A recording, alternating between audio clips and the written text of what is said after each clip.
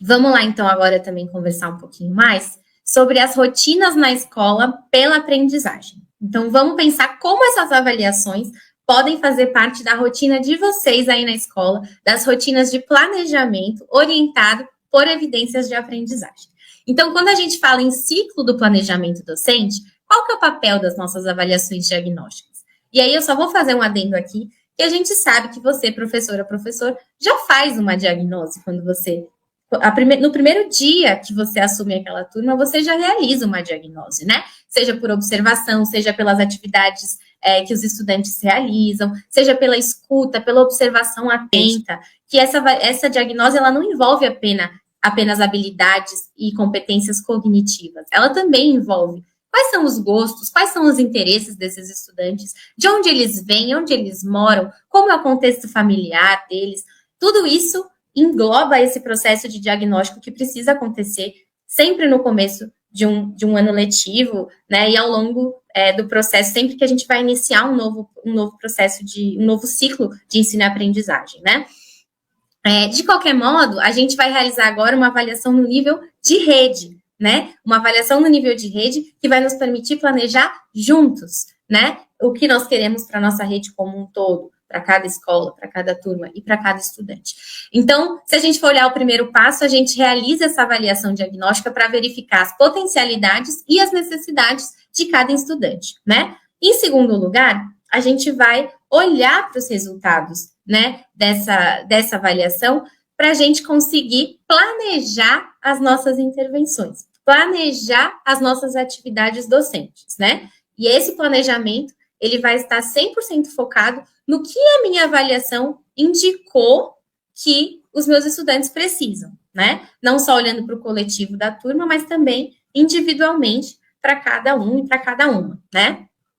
Depois que eu planejo de acordo com as necessidades, né? O nosso terceiro passo é realizar, portanto, a intervenção, né? A gente vai executar esse planejamento e enquanto a gente executa o planejamento em sala de aula, a gente também mantém os olhos atentos aí, os ouvidos atentos, para a gente conseguir verificar quanto que aqueles estudantes estão avançando conforme o planejado, né? O que eu planejei está surtindo efeito na aprendizagem ou não, né? Então, isso é muito importante também, e esse é o processo que a gente chama de avaliação processual, né? É aquela avaliação formativa, reguladora, na literatura a gente encontra vários termos para se referir a ela, mas é aquela avaliação que acontece diariamente, que vocês realizam, que não precisa ser uma prova, não precisa ser um instrumento formal de avaliação, mas é aquela avaliação que precisa acontecer de forma continuada, diariamente, para a gente verificar, aquele meu planejamento funcionou? Não funcionou? Todos os estudantes conseguiram acompanhar? Não conseguiram? Se não, o que eu preciso fazer amanhã ou depois para garantir que todos avancem, né? Então, é a execução do planejamento e essa avaliação processual que precisa acontecer de forma muito intensa. Vocês podem saber mais sobre isso num manual de avaliação que a gente compartilhou lá na jornada pedagógica no início desse ano. Se você ainda não conhece, vale conhecer, porque é um material muito rico que nos fala sobre avaliação e sobre como ela pode acontecer no ambiente escolar e fala muito também dessa avaliação processual, que eu também vou explicar um pouco mais para frente. Mas vamos lá, qual é o quarto ponto aí do nosso ciclo de planejamento docente pela aprendizagem? Como eu falei, a gente coletou informações pelas avaliações processuais e a gente vai analisar essas informações para identificar correções de rota que possam ser necessárias, né?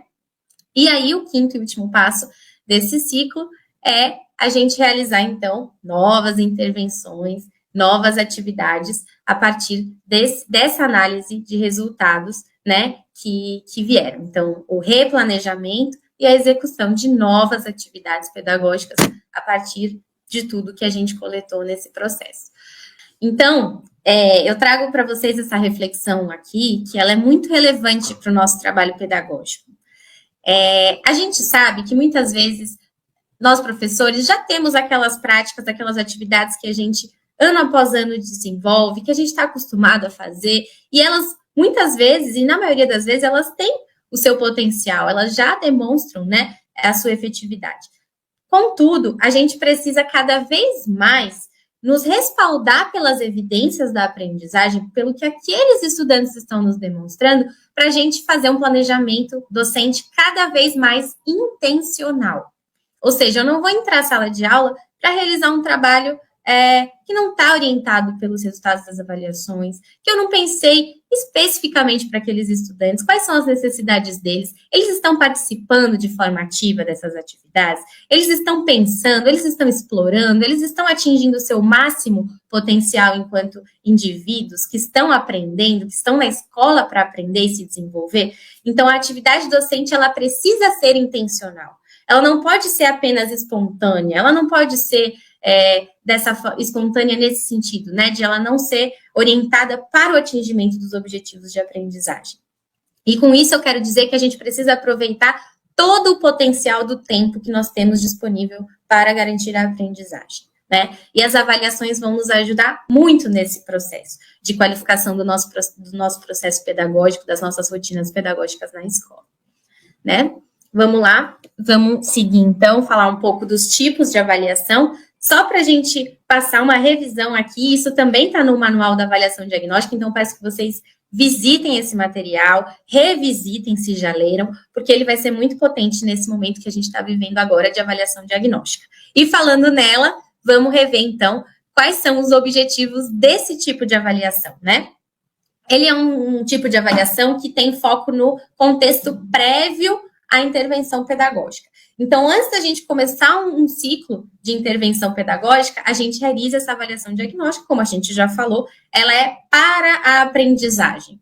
Ela ocorre no começo de um ano letivo, na maioria das vezes, para identificar quais são esses conhecimentos prévios que os estudantes já têm, ou melhor, de qual é o ponto de partida de cada estudante no que se refere ao processo de ensino e aprendizagem. E aí, com essas informações, nós conseguimos na sede, na escola, na gestão, a gente consegue estabelecer prioridades de aprendizagem, considerando também as expectativas que a gente tem para aquele ano escolar, né?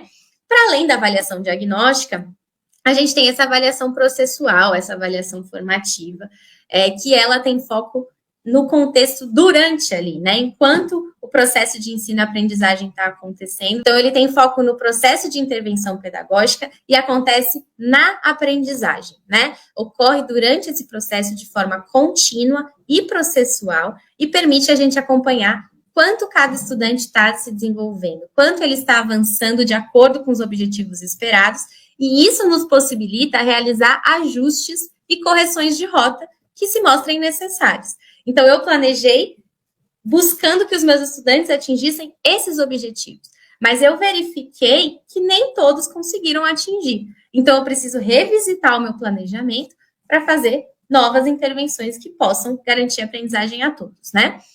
E aí, a gente tem o terceiro e último tipo de avaliação aqui, que é a avaliação somativa, que ela tem o foco no resultado final de um ciclo de intervenções pedagógicas. Então, ela é a avaliação da aprendizagem. Ela ocorre no final de um processo de ensino-aprendizagem e vai determinar o nível de domínio de algumas habilidades e competências que estavam previstas para aquele ciclo, né? Seja um bimestre, seja um ano, seja uma etapa, né? Isso vai depender de a qual período aquela avaliação somativa se refere, né? Ela não pode acontecer sozinha. Na educação, a gente tem como tradição focar muito nessa avaliação somativa, que é essa avaliação do final de um processo, mas ela não pode existir única e exclusivamente na escola. Ela tem que vir acompanhada dos outros tipos, porque se ela existir sozinha, ela não vai conseguir cumprir o seu papel totalmente. Sem avaliação diagnóstica, sem avaliação processual, o nosso processo de ensino-aprendizagem, ele não ocorre da forma atingindo o seu máximo potencial, né? Então, a gente precisa que esses três tipos coexistam na escola.